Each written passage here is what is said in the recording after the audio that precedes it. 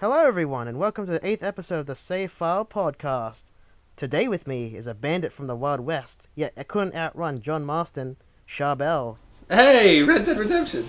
Good choice. Hey! And I'm a warrior who slashes his way to victory, but couldn't beat Cloud in the battle square, Anf. And we are still missing Josh this week. Yeah. I hope he's enjoying himself wherever he is. On his fetch quest. Yeah. he better be back with that loot, man. Oh man. Sweet loot.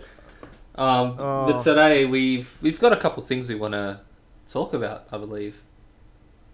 So the first thing I want to bring up, I'm sure you remember the game Aliens Colonial Marines, right? Oh yeah, I remember it. Well, in the last week, I've seen a couple people cover this, and I wanted to talk about it. And I'm looking at an article that my mate sent me. This is how I first heard about this, right? And it's by AVP Galaxy. And I've never heard of AVP Galaxy before. My mate sent me this article. But yeah, neither. the article was headlined, "Typo to blame for Aliens Colonial Marines AI issues." And look, I don't want to go in depth about why Aliens Colonial Marines was, turned out the way it did and things like that. But I am going to say this first and foremost. I think developers get a hard time, especially this day and age with, the way the internet is used, and look at any whole consumer mentality. Yeah, I mean, look at any post of any game, and chances are you're going to see people being assholes to the developers. Actually, it was. I play a lot of GTA, and they released a trailer for the new update. I think it's called the After Hours update, the nightclub one. And the whole comment section is just people complaining. It's a free update, and it's still people complaining because they're like, oh, you need too much money to enjoy it. But it's just like, I feel like it's a two-way street, and neither side wants to acknowledge that. I feel like developers cop a lot of shit because I'm just like, there are some developers, GTA with its free updates. And, Overwatch has been heavily criticised recently for something else I'll get into a bit later. And it's like, these devs are putting out quality games. In the case of GTA, they've even given you free DLC. And, you're still complaining. Then on the other hand, sorry to cut you off, but then on the other hand... It's alright. When studios pump out absolutely buggy games and charge $80 for it, and then hide behind the excuse of, oh, games are hard to make and that's why you should feel bad for us. I can't feel bad for them when the game flops. You know what I mean? It's a case of like, we live in Australia. Games can be regularly, $100 at launch. And it's like, if I'm going to give you $100 for a single game, I expect it to be a quality game. What's your take on this? Well, on the first one about the whole consumers criticism, I believe that they have every right to have criticism towards how I wouldn't say how developers make games. So sort of. It's kind of iffy. You can dance around the issue, but you mean they should be able to have their own opinion on the finished product that they buy? Yes. Yeah, exactly. That I agree with completely. But there is such thing as taking it a little too far to a point that it's not criticism. Ever heard of the term flaming? Yeah. Yeah, it goes to that sort of that level, if you know what I mean. Yeah, and we've seen in the past times where developers have been personally attacked, and that's just fucked. Yeah, like The main one that comes to mind first and foremost is the No Man's Sky developers, Hello Games, because do you remember when they delayed it for a month and a half and people lost their fucking minds? yeah. Oh yeah, people lost their absolute shit that day. Man, like I remember I wasn't even pumped for No Man's Sky, but it was like chill. Like they've delayed the game to give you a better product. I understand that. Like if it was up to me, every game I wanted would be released tomorrow. You know what I mean? No one wants to wait for something that they're looking forward to. But calm down, you know? I mean, at the end of the day, these are people too. And like, it's They not have as bills if to pay and families to see. that's it. Like, I mean, you know, them pushing the game back hurts them as well. It means that, you know, they can't release the game, they can't make money off it until it's out. So, it's not as if you're the only one that is getting a bad deal here. If anything, it's worse for them. They're using and pushing out resources just for consumers like you and me. Yeah. Like that, they're putting their all into it. Like I can admire them for that. Like, if you do this for a living, then it's bound to not be cheap. And the more money you lose, the more it affects you and your lifestyle. Well, I mean, Like- games themselves have become more expensive as time, you know, as time has gone on and technology's gotten more advanced. And it's mainly just because, I mean, you think of the most anticipated games of any year, and it's rare for it to be a small little indie game. You know what I mean? Like if you look at like the top 10 most anticipated games, guarantee you at least 9 of them will be like AAA. a massive AAA releases. And like these days we have games that get worked on by multiple studios from around the world. Like technology and the advancement of the internet has made it so easy for everyone to connect, and because of that, you know, it's helped us, you know, break down barriers of what game development is. Before, you know, it used, you know, there was a time when the most common thing for game development, it was, you know, a couple people in a bedroom. That, like, there was a time when that was the common thing. These days, you know, we have more studios than ever, and even breaking off from that, you know, you could hop on a forum and, you know, find someone halfway around the world who's saying, you know, hey, does anyone want to collaborate on this game or this mod or whatever with me? Like, game development is something so different now to what it was, you know, 5-10 years ago. It's either really office-based or cloud-based, mostly. Well, yeah. It's crazy to think of, you know, where it's at now. And it honestly does make you think about what it's going to be in, you know, 10 years. It's an ever-changing industry. You know? Constantly evolving, like. Absolutely. And that what was the? I was going to say, that's also before you, like, think about all the new platforms you can release games on now. Everything from VR to mobile. You know, you're not just limited to consoles and PC. There's everything now. Yeah, we've got like new consoles like coming out. Not announced at the moment, but you have different like options you can use just to game, and it's impressive. Put it this way, Like- you know how I bought my TV a while back, my new smart TV? Yeah. That literally, that has its own game store and app store that I can use. Like, it's Really? got actual The games fuck? on it. Dead set, I am not joking. Dude, that reminds me of when fucking Ostar and Foxtel had games. Oh, man. Way Like, back. not even joking. Yeah, way back. But my parents used to like growl at me because of the extra costs. Oh, man. But, yeah, like, it's crazy. Yeah, like, back then it used to be so basic. Like, all you need to do was turn on your console, put your game in. Well, put your game in first.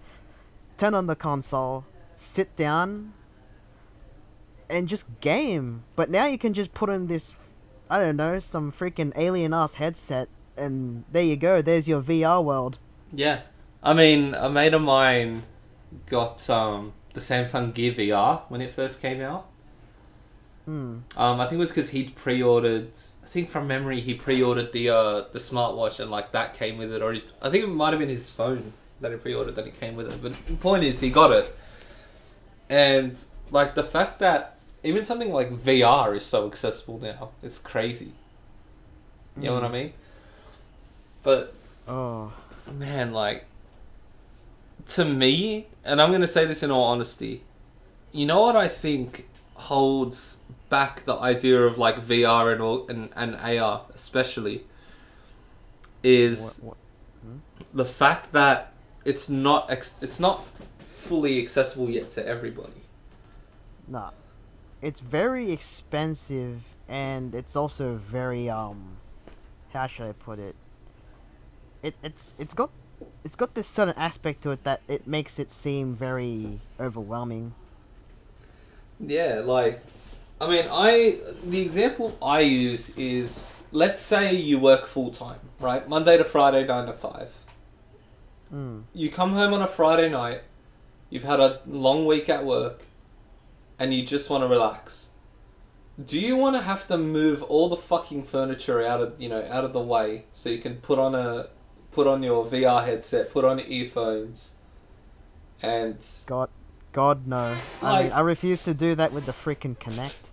like maybe some people do, but I've always seen it as, until you get it to the point where regular gaming is at now, where you can sit and just game, then I think that it's still got a ways to go. Like that's how I see it. Yeah, like we're getting there very slowly. Like we've started from like augmented reality. I mean, if you want to go back further, we started with the idea of 3D. Yeah, like back when it was all polygonal, very polygon. Well, yeah. Remember, like, but- everything from going way back to, like, the Nintendo Virtual Boy, which was well, let's be real here, a commercial flop. And then, like, technology has come so far that now we have the 3DS, which is a console that can give you, a handheld console, I should say, that gives you 3D without needing glasses. And that was a big thing when that dropped. It was like, oh wow, yeah, it was very impressive. It's like, you're telling me I can just open it and it's gonna do 3D? Oh, like the 3DS when I first got it. When I put on the 3D mode, like I had the original model for the 3DS. Oh yeah. Before I upgraded to new 3DS with all the faceplates and shit. The 3D gave me like some sort of headache. Like it was very nauseating. Like you could tell that it was kind of not very there yet. But by the time they moved on to new 3DS, they tweaked it to a point that you can how should I put it? I think it reads I'm not sure. Like it's strange. Like you know what I mean, right? Like when you get like a new iteration of a console or product, and they make like better features of the previous feature. Yeah, it was kind of like that. It took me a while to get used to it, but then I like tweaked it to my own like liking. But in all honesty, I never used the 3D side anyway. That's why the whole 2DS fiasco exists. Yeah, I know what you mean. Yeah. But yeah, so what was the other thing you said before? Like we were talking about aliens, colonial marines, and that I mentioned Overwatch was also getting a bit of criticism. Yeah. All right. Let me explain. Gonna get lost. Let me explain.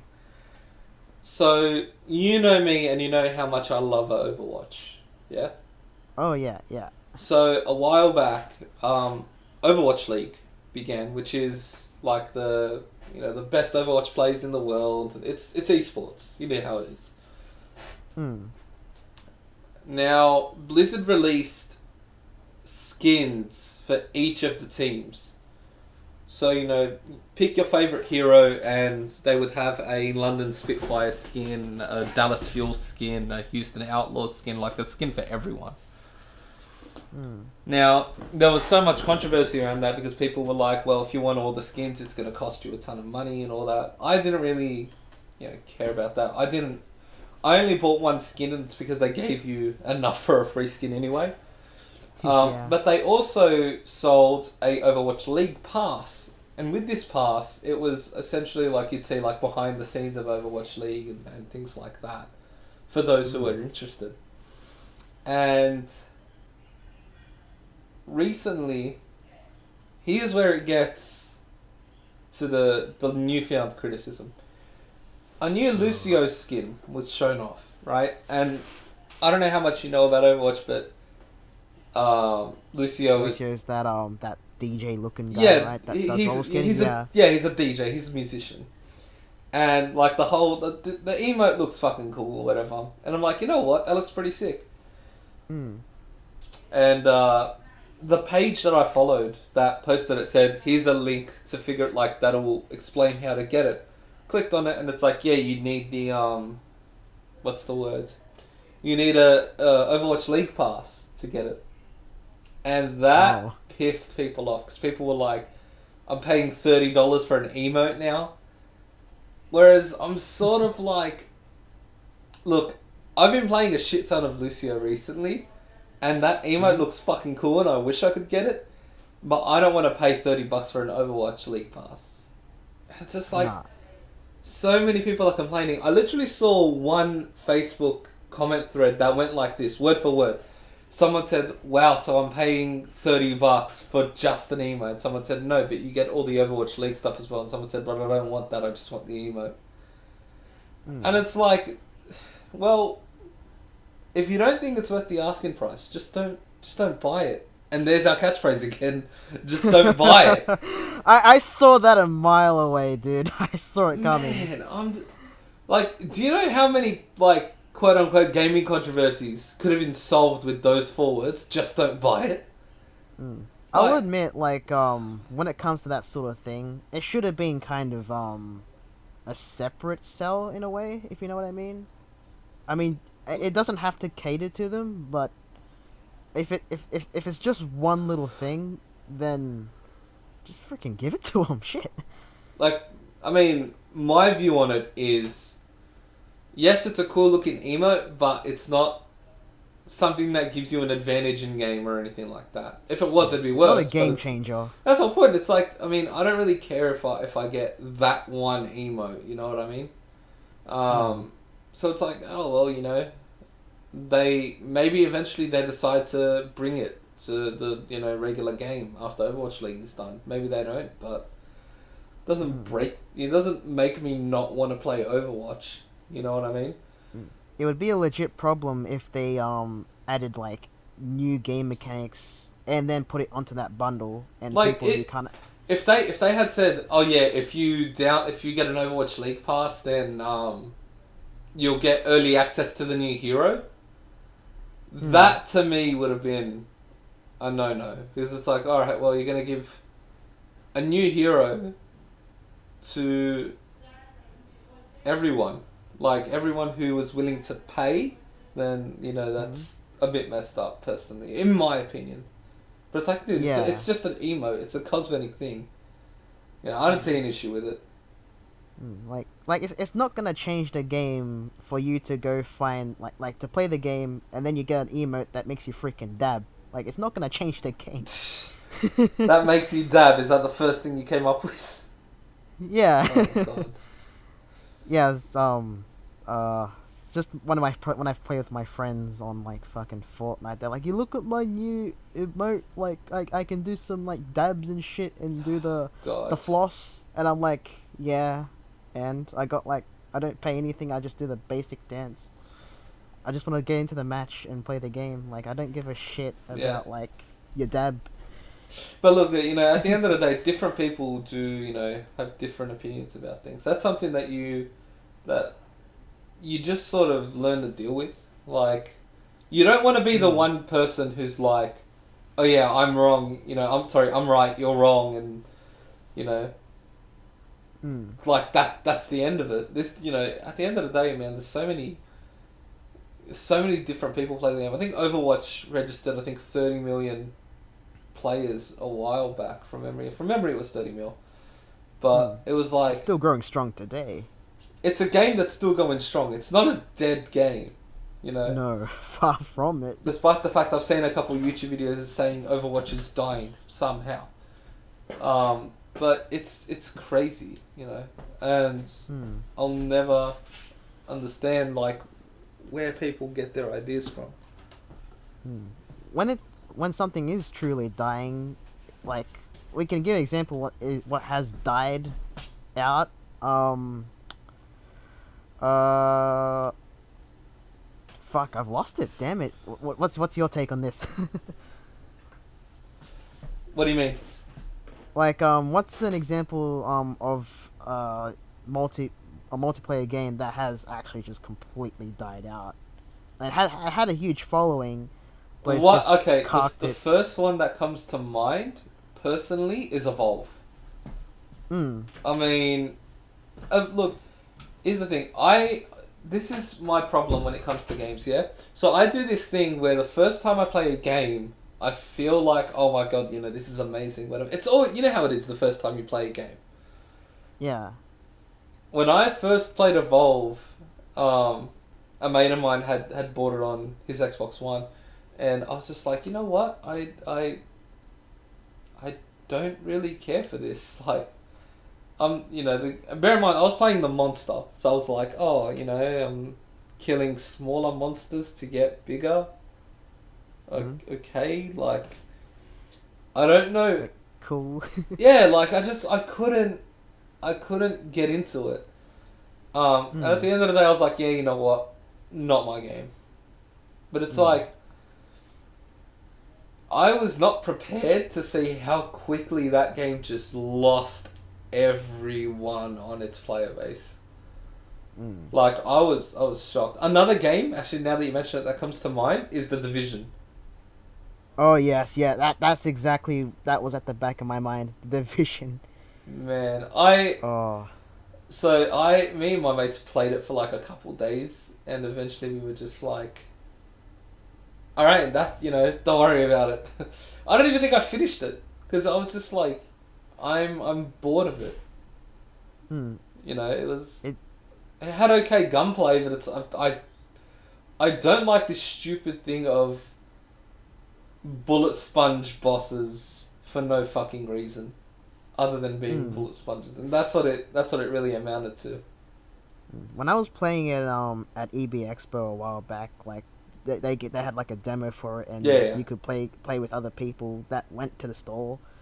Like, I reckon it was pretty good as like at least a standalone multiplayer game. Like just that, not like a what it actually was, like a exploration type of RPG game. Like when I saw the gameplay when it first came out, it was far cry from what I played. It looked kind of, how should I put it, bland. Like it didn't look as I expected it to, and that just turned me like away from it. Like the world isn't exactly like it's not eye catchy, if you know what I mean. Yeah, I know what you mean. Yeah. Yeah, like and the mechanics just seem to be kind of tedious. Mm. But yeah, like a game that comes to mind as well with a fan like player base would have to be Titanfall. Not the second one, the first one. Yeah, but to me, it's like, well, when the second one comes out, it's, you know, unless your game was that good, then it's rare for people to still be playing the predecessor. You know what I mean? Like like Titanfall 2, like I know a few people play it. It's not dead, but it's not exactly as alive as people might think. I mean, yeah, but don't forget, Titanfall 2 was released at the same time as Battlefield 1 and COD World War 2. Like, Yeah, that was exactly the problem. that man. was its problem. I don't know what possessed EA to say, okay, well, we're going to release it up against our other FPS game that we want to draw major attention to, but also our main competitor, Call of Duty. You're going to release right between them. It just made no sense, personally. It wasn't the most wisest release window out there. Nah, but look, end of the day, it did still get quite a bit of praise. Like, the critical reception was at least well, so... I definitely heard it was a good game. Yeah, I mean, I spent more time with the original Titanfall, and I mean that was mainly from just going to mates' houses that had it, but it was it was a decent game. But end of the day, it's we've said it a lot. You never want to just randomly see a game fail. Ideally, every game that has a heap of anticipation behind it lives up to the hype, but it was just a shame what happened in Titanfall 2. Especially when it's a good game and you just know that if it had been released at, say, the start of the year, like around that March-April window, it maybe would have performed quite a bit better. It's just, it's as you said, it's just a shame because of the potential it might have had as a multiplayer outlet. Like, it would have been still a lot more alive today if it were released a lot more further from Battlefield 1, but at this point in time it's something that can't be undone. Now, I want to talk about a certain game, alright? And to me, this is the game that keeps on giving, right? I want to bring a bit of attention to Warframe. Oh, yeah, I know. Warframe. Alright, so this is something that I want to at least do once in a while. I don't know if, we're going to do it every week or anything, but I feel like there's a lot of games that honestly deserve more shine. Some of them may be old, some of them may be new, but god damn it, Warframe is a game that I was introduced to in 2015, yeah?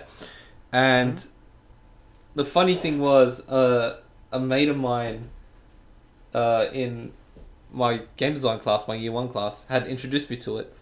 And he goes, oh yeah, it's this game, it's called Warframe, blah, blah, blah, blah. And he goes, it's the only free-to-play game that I've willingly put money into.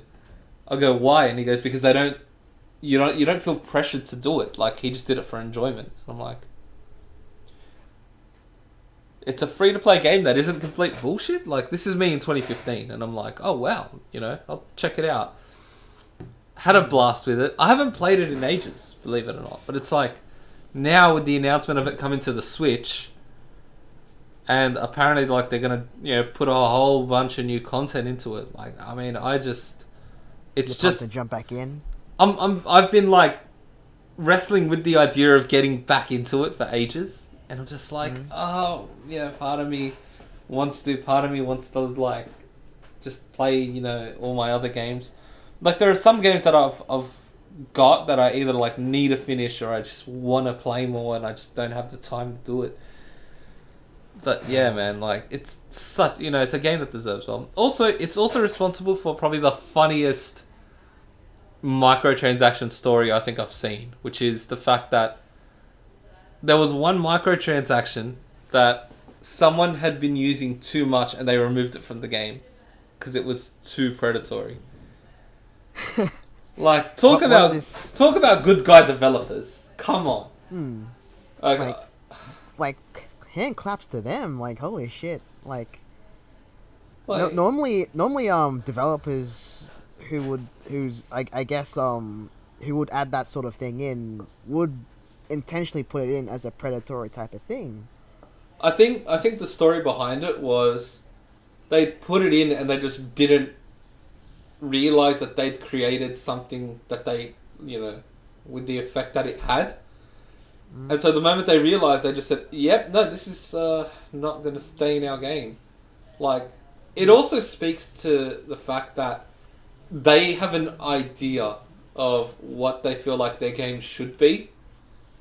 And the fact that, having a microtransaction like that threatened that idea, and it was straight up removed. Like, that's credit to those guys and girls,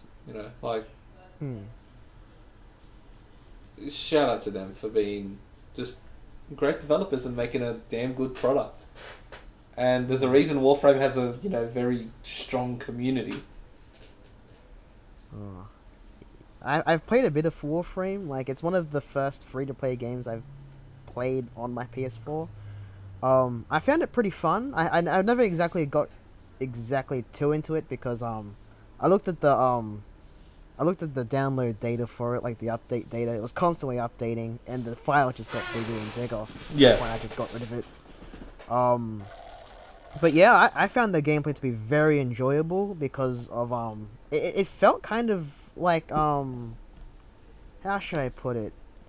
It felt kind of like some sort of hybrid between a shooter and an RPG. I think that's exactly what it was. Yeah. Like the fact that you could collect weapons, customize or select a class and customize that.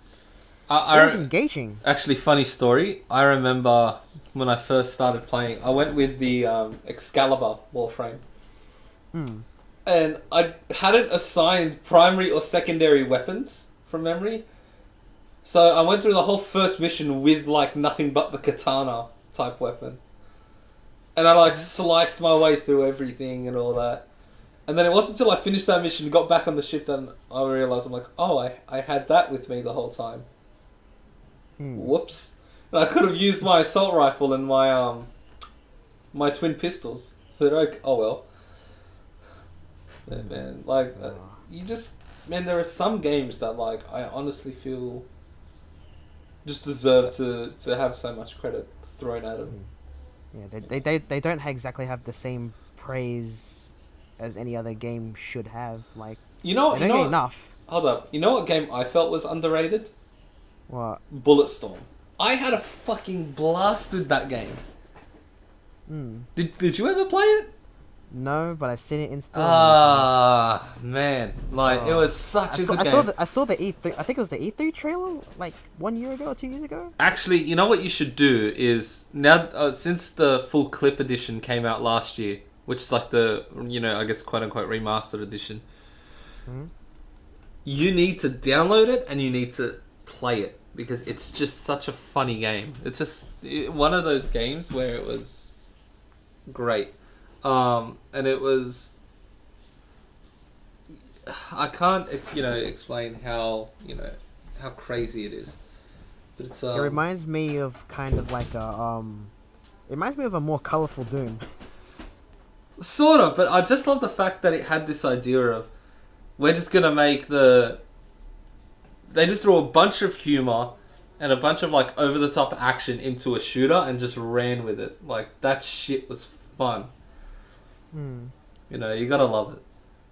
And I mean, I remember one of my favorite weapons was the sniper rifle, because you'd shoot it and you would be able to like guide the bullet into like whatever you wanted. I remember my favorite weapon was that, and there was another one where it would fire 2 bombs on like the end of a chain, and you'd hit an enemy and it'd like wrap around the enemy, and you'd just kick them into another enemy. And just like set off like a chain reaction of carnage. It was fucking amazing. It was just a fun game. And I think the best description of any weapon was, I was watching Zero Punctuation a couple of years back when he did the review of it, and he said the shotgun sounds like God slamming a car door. Which is about as accurate as I can give it. Like, you fire that shotgun and it's just a thud. With a bit of like whatever the hell the sound makes when your enemy's limbs hit the ground. Like, you fire that off and like your enemies know. You know what I mean? It's like a fuse or a dart, but your enemy explodes. Damn right. It was crazy. It was fun, and it's just like, this sort of goes back to something I think I might have said in an earlier episode, which is, if your game is just straight up fun, there is nothing wrong with that. You're doing the right thing. I mean, if that's your thing, like, I feel like a lot of games that didn't need to be serious kind of took a more serious turn. Like, I'm sure you can think of 1 or 2 games that sort of over the years calmed down a bit. And it's like, yeah, it's something that didn't need to. You An know, example of that for me is like we remember how we were talking about the Ratchet and Clank games the other podcast episode, right? yeah, How the story was good during the future era. I find that I liked the original trilogy better when it comes to that sort of thing. It was more fun and it had humor that maybe as soon as I became like at least a teenager I understood. Um, but yeah, I guess that's an example for that sort of thing. yeah. But I mean, it really depends. At the end of the day, it's gonna come down to personal preference and what people think. And personally, I think it's a case by case thing. Like Ratchet and Clank, I've said in the past, I actually liked the Future trilogy. I thought that was a bloody great trilogy. I love the fact that it focused more on the past and Ratchet getting back to where he wanted to figure out what happened to his entire race. Like I loved that story arc, and then you learned about Clank's backstory as well, which was great. But some people felt like it sort of removed a lot of the humor and a lot of the soul from the previous trilogy, like the PS2 trilogy that everyone knows and loves, the first, second, and third games. Yeah, and Gladiator.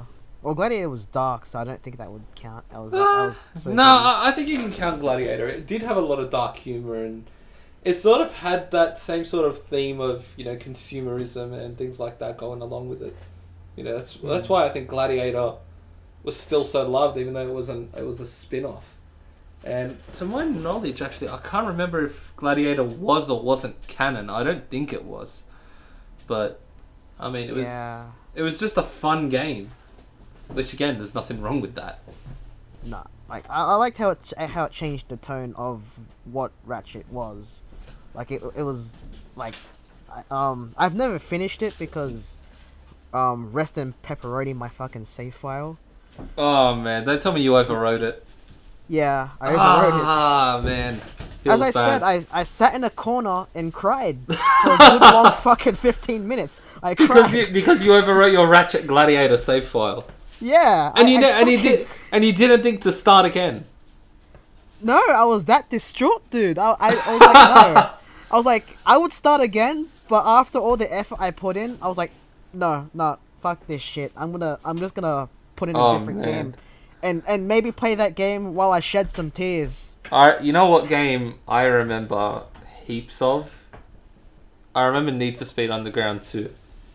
Oh, dude, I played that on PC and it's amazing. I haven't played on PS2, but... Man, I remember on Underground 2, I ended up using the Toyota Supra for most of the game. Because anyone that knows me knows, I love the old Supras and things like that, that 2JZ. But it was like, I had tuned it perfectly. I don't know if you remember, but the fact that you could go to the performance shop and then fine tune everything was perfect. Like, I remember by the end of that game, I absolutely destroyed the final race. I remember I lapped him because it was a final race around it was like a 2-lap race I think around the whole map, and I literally had lapped him. That's how quick my Supra was. It was just bro, it was unbeatable. It was unbeatable, despite the fact that you end up with free cars so often, because every time you sign a contract, you end up getting free cars, if you remember. And it was I started off with the Peugeot 106, then I got a Supra. Then I got my my SUV, which from memory I used the Escalade.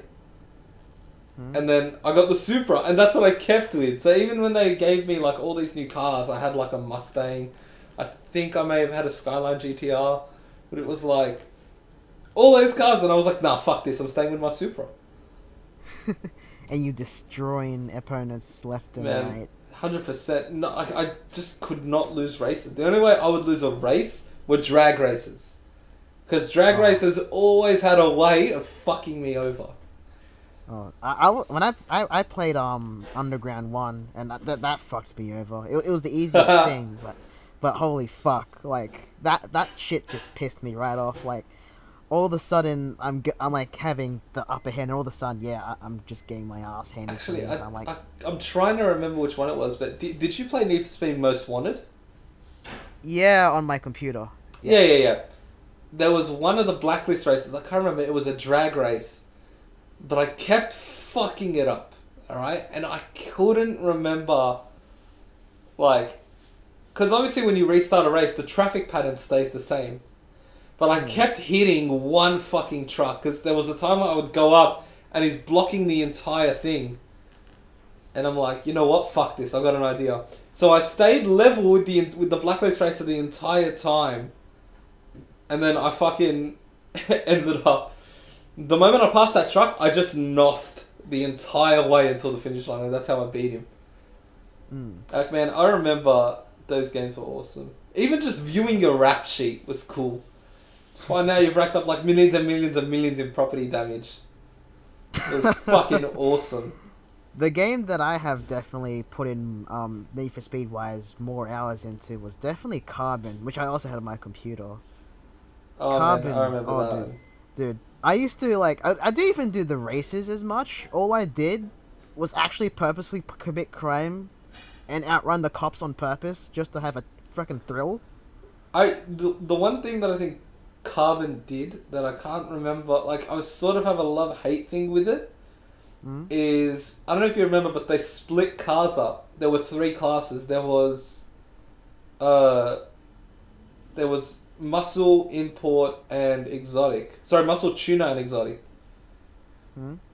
Like, it was fucking great, because it was like, oh wow, you know, like, these will actually play differently.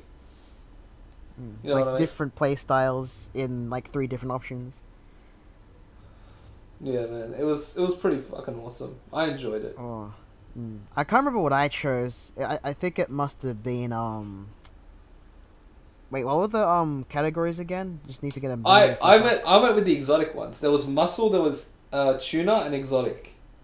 I think I must have went with muscle. I can't remember. I totally freaking like styled my car out, and it lost its original design in the end. Man, I remember like dead set.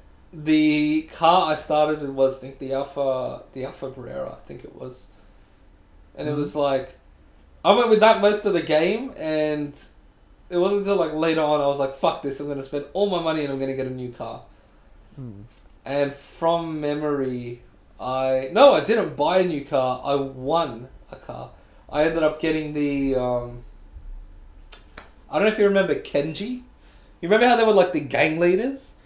I think so. Yeah, you had those rivals. I think his name was Kenji. He had a Mazda RX-7 that I won. I was like, fuck yeah, man! I'll fucking take that. Like, done. Don't even trip. I got this. No hesitation. Yeah, man. I just like pumped it on. Bro, I dumped like $300,000 worth of performance mods into it, and it was like slightly faster than my Alpha. I think I remember what car I chose. I don't think it was a muscle, but I remember sportifying a fucking Golf. Oh my god. Yeah, like my Golf became this fucking monster. Like I can't remember how I did it. I played it during class. I was that type of kid. Like I didn't give a shit about my education. I just whipped out my laptop, opened up a game. People were doing mathematics, and I was going, yeah, Need for Speed Carbon. Yeah. And then all of a sudden, like, I was just customizing my car for an entire, like, the period of the class, and it was so I wouldn't say it was OP. It was balanced at the most, but it got me to win a few races at least. Yeah. Yeah. You know what's funny? I remember back in high school, they gave us like old shitty refurbished Macs, and it was like okay, so we had a really stupid IT coordinator, and he didn't know how to like block us from putting our own shit on there. So everyone had like COD 4, Need for Speed, you know, all this other shit. There was so much of it, and we were like, I remember one of my mates got the shits because he kept losing against one of the blacklist races in Most Wanted, And what did he do? He fucking punched his screen and like had to get the screen repaired. He completely lost the fucking plot. And it was like, man, fuck this, bang. And the best part is, it was in the middle of maths class, and our maths teacher, Mr. O'Connor, was like, Daniel, what's going on? And he goes, oh, sorry, sir, the textbook was frustrating me. I kept getting the wrong answer. Bear in mind, I mean, we were all laughing, so I doubt that our teacher was that stupid. But he knew what was going on, but he went with it. yeah, man, they knew they weren't going to stop us. Everyone had so much torrented shit on that. So did we on our computers. Like the laptops we got. I'm using one at the moment because it's the only computer I have. It's a real shit box, but you got to work with what you have. But it's a ThinkPad Lenovo, and that's better than what we got. That's better. That's way better than what we got. Oh, I think it's an alright laptop. It's not exactly as bad as people make it to be. It's alright. It's just very outdated at the moment. But we had all these we didn't have program blocks, like as much program blocks as one would say, but we had a few. But we managed to download programs from fucking Internet Explorer to bypass these. So you're telling me to bypass the security, you just used Internet Explorer? No, we just downloaded a program from Internet Explorer, which wasn't even a block site. God. We ran the programs. We went around to many people's laptops, people who knew how to do it just taught other people how to do it. And all you gotta do is just run this program, do a few tweaks, and your computer is it's I don't know, your computer is bricked, dude. We managed to you know how people you've heard of TAFE passwords, right? And people sharing them out and shit, right? Yeah. All you needed to do was do that. That's all you needed was a TAFE password just to run this program and download it, because on a normal student account you can't, because you have more restrictions on that sort of account. Yeah. But with a TAFE password you can go on Facebook, you can download certain files, you can go on Twitter for all you care. Man, I remember essentially the way we would get around, because don't get it twisted, there was some sort of security on it, where if you locked the phone, what am I saying? The computer had a lock on it, so if you tried to open something, it would say, "Oh, you don't have admin permission to use this." But if you moved it to a cache folder, it would unlock. That's how basic it was. So everyone would just drag the cache folder out to the desktop, make it invisible, which was you would screenshot a very small portion of your wallpaper and just fit it in there, and you'd rename it with just a space. So it just wouldn't show up unless someone was really looking for it and highlighted it. Man. Oh, but no. There was the best thing, which was we all knew how to when I say these refurbished Macs were shit, I really mean it. Because whenever we had to show... Really shit. No, listen to this. Whenever we had to show homework, you know how all of us always got out of it when we needed to? We would just go into the Finder, go down to the files, highlight every file and hit Command O. Because what that does, it opens every single file and it would make the Mac shit itself completely. Oh. So the teachers come around and be like, "Oh, sorry miss, sorry sir, I've just opened this, but now my Mac is fucked, I'm restarting it." By the time it's restarted, the teacher's gone, sat down, started the lesson. Did your teachers ever use one of those essay checkers that check for copied and pasted stuff? Essentially Plagiarism. Plagiarism checker. So they claim they did. I don't think they did. I know that because one of my mates had plagiarized. And the reason they said they knew, because in the in the essay or whatever he had to write was he used the word mum, but it was spelt MOM, which is like the American spelling. Obviously, we use the British spelling. MUM. Yeah, and I go to him. Oh, what the? So we had a Canadian teacher for like 1 year. It was like a teacher exchange. But we were like, we asked him like, oh, so what did you have to do? They go, oh, they made me write an essay about why plagiarism is wrong. I go, did you do it? He goes, yeah, but I plagiarized that too. And he didn't get pulled up on it, so I'm assuming they were bullshitting about using one of those like checker things. I think I saw at least one teacher use the checker, but the thing is browser checkers, they're not the most reliable things. Like you could like write up the most legit essay and it will still come up with, yeah, you got a few words here that are copied and pasted. It's like you've used the English language. Did you invent that? Yeah, it was technically that, and we're going, but I didn't copy and paste. This is legit, sir, ma'am, miss. And they'd be like, yeah, no, I believe what this thing does. You're a fucking dirty plagiarizer. Did you ever use Bob? Bob, no. The back of the book? Nope. So Bob was like what we all called like the back of the maths textbooks, where it had all the answers to it. And I swear to God, in a maths class, the best thing that you could hear your teacher say was, "You don't need to show working," because all you would need is the answer. What? So you just like go to the back of the book, copy all the answers, and that was like your maths homework, quote unquote, legitimately done. And, no, the worst, like, I remember when we got like, oh, you have to show working, I would do like the first few legit, and then I would just bullshit the rest of them. And I still somehow did okay in maths.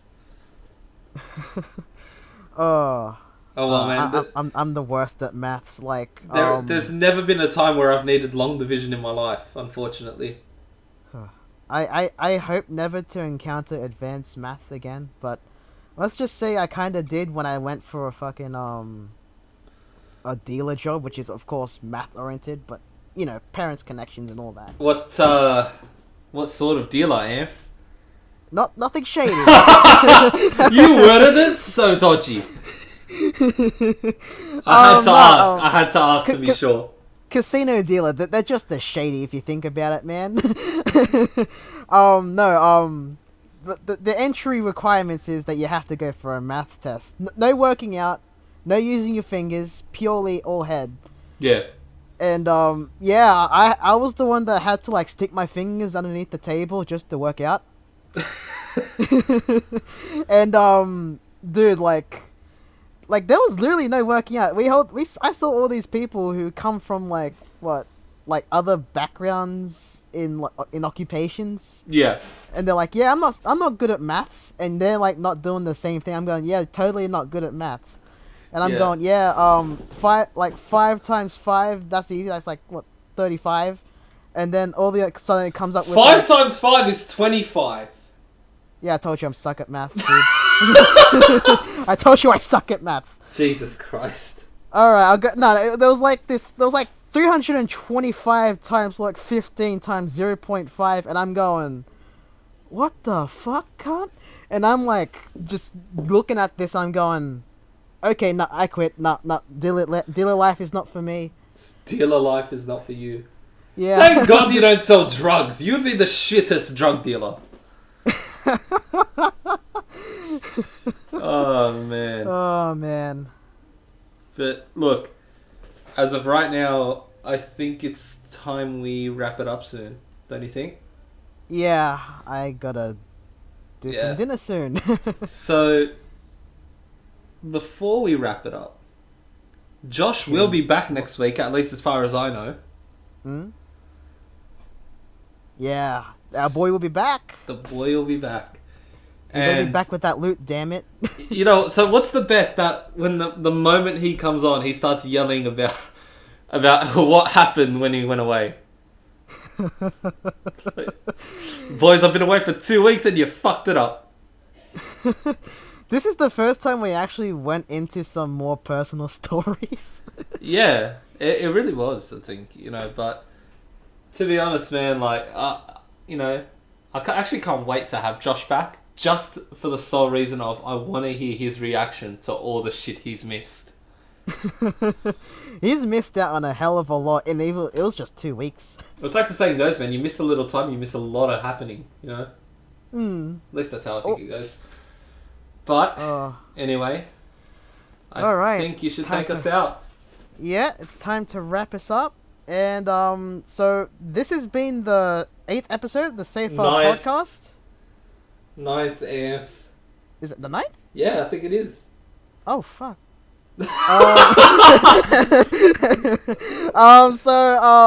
I lost track. So, I hope you've been enjoying our engaging topics of the day. And today with me has been Charbel. Josh is probably cringing right now. Yeah, I bet he is. Oh my god. Oh man. Today was me. Today with me has been Charbel. Fucking tongue twisters. I swear to God. Oh, what's up? Oh, and and me and you couldn't remember your own name? I remember my name. I was just fucking dying inside. God damn it. Oh my Signing out. Signing off. Oh man.